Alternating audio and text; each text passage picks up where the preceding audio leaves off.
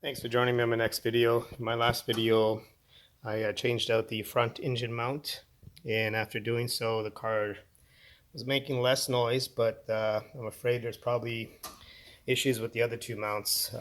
There's one over here on the passenger side, front mount, and it's this one right here. So I'm going to remove that. I've got a replacement, just came in. So I'm going to remove that and replace that. As well, there's another mount, and that's probably not going to be accessible until I remove the air intake here, and most likely the battery and the battery cover here. So if you haven't already, please subscribe. It helps me make more videos, and let's get to it. Okay, for the passenger side mount here, you want to make some room because you need to be able to get the two bolts on the bracket. You can probably see the one bolt down there, and there's the other bolt on that side. As well, we're going to remove these two over here, this one and that one, as well as the one that mounts onto the bracket itself, onto the mount. So what you want to do is move this out of the way, your power steering fluid, and you should be able to just lift that up, and then just put that to the side. Get that out of the way. Now we have access to the bolts. One thing I'm going to do first is, before I remove the bottom bolts, I'm going to pretty much just loosen up this one here and these two here. So I'll tell you what size those are in a second.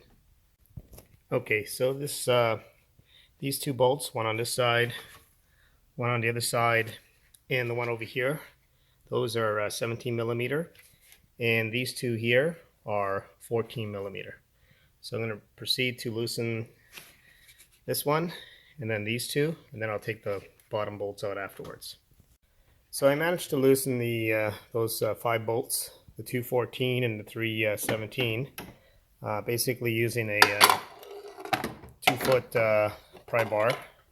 So I've got this 2-foot pry bar, and I have it's a 1/2 inch, and I have my 1/2 inch extension here. So I was able to loosen those up. So before I actually proceed to remove them, I'm going to support the transmission and engine underneath with a jack and a piece of wood. Okay, so I jacked up the car and I put 2 jack stands on both sides, and I'm basically supporting the tranny with the jack and a piece of wood, just so it doesn't drop, and it allows me to be able to pull out the bracket and pull out the mount and put the new one in place. Just want to point out, I have the e-brake on, and I've also got a block in the back of the tire, just in case. Safety is paramount. Number one, do whatever is necessary to make sure you're safe working on the vehicles. So now that I've used the breaker bar to loosen the bolts, I'm just going to use my socket wrench to remove them.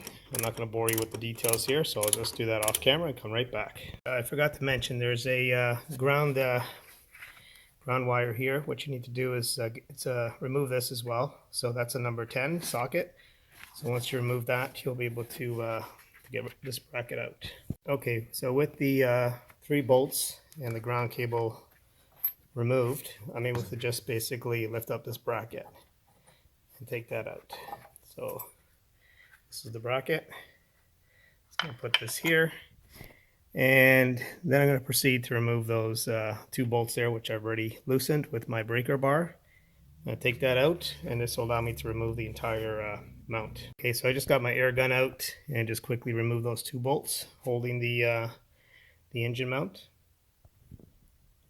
And with those 2 bolts out, I'm able to just basically just pick this up and take it out, and that's where it goes.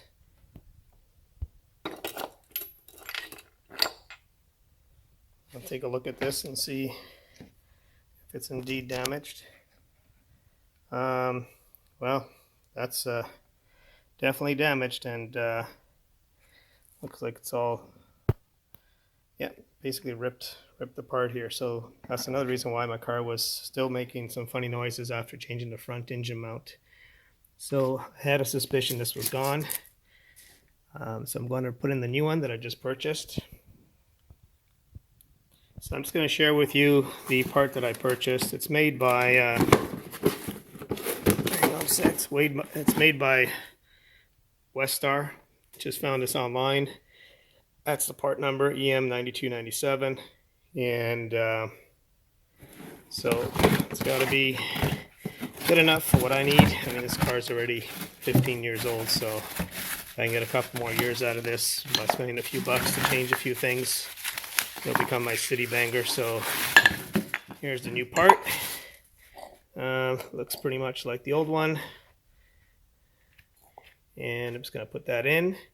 I'll look up the torque specs and I'll share those with you as well. So hang tight.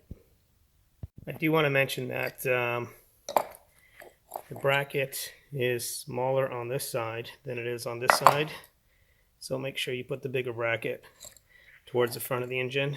So that's the bigger one, and a smaller one towards the firewall of the engine or the back of the vehicle. Okay, so this is the way I'm going to mount it this way.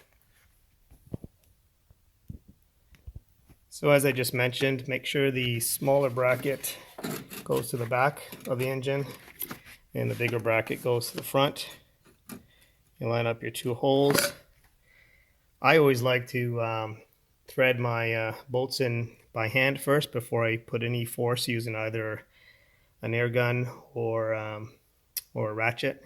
I don't want to strip anything, so I just always want to make sure it goes in by hand freely first for a few turns, and then I proceed to tighten it. So I just looked it up. These two bolts, this one and that far one on the engine mount here, is 47 pounds per foot. The bolt that goes into here as well is 47 pounds per foot. I didn't see any torque specs for these, but I'll just do them the same, 47 pounds per foot. So I got the new mount in place, and I just started, I did torque the two bolts holding the mount to 47 pound-foot. And I just got this center bolt in here for now, just to line it up. Put that in by hand. And I've got these two bolts over here on the bracket, which mount to the engine. I did notice that it had dropped a bit when I removed the previous mount and bracket. There's a bit of a gap here still, so what I ended up doing, actually it was a bigger gap, so what I ended up doing is just basically putting an additional jack with a piece of 2x4 just underneath the oil pan and just jacked it up so that I can close that gap. Okay, so I do have a jack over here, as I mentioned earlier, for the tranny. And that wasn't sufficient to hold it, so there was a bit of a gap. So what I've done here now is raise the oil pan with a piece of wood and a jack. So as you can see, that gap now is pretty much closed up, which means it's high enough. So I'm going to proceed to tighten these up and torque them at 47 pound-foot. So that concludes the replacement procedure for the passenger side tranny mount. And in my next video, I'll do the driver side tranny mount. So if you're interested in only doing one side, you don't have to watch the entire video of me changing this part here. So I just breaking them up into 3 different videos. And stay tuned, and I hope you enjoyed this video. If there's any comments, any suggestions, please share. That might help other people. And I'm always open to suggestions and comments. I'm not a pro, I'm not an expert. I'm just a DIY guy, and just keep myself busy, and I enjoy working on cars. So please comment and please subscribe, and appreciate you watching. Thank you.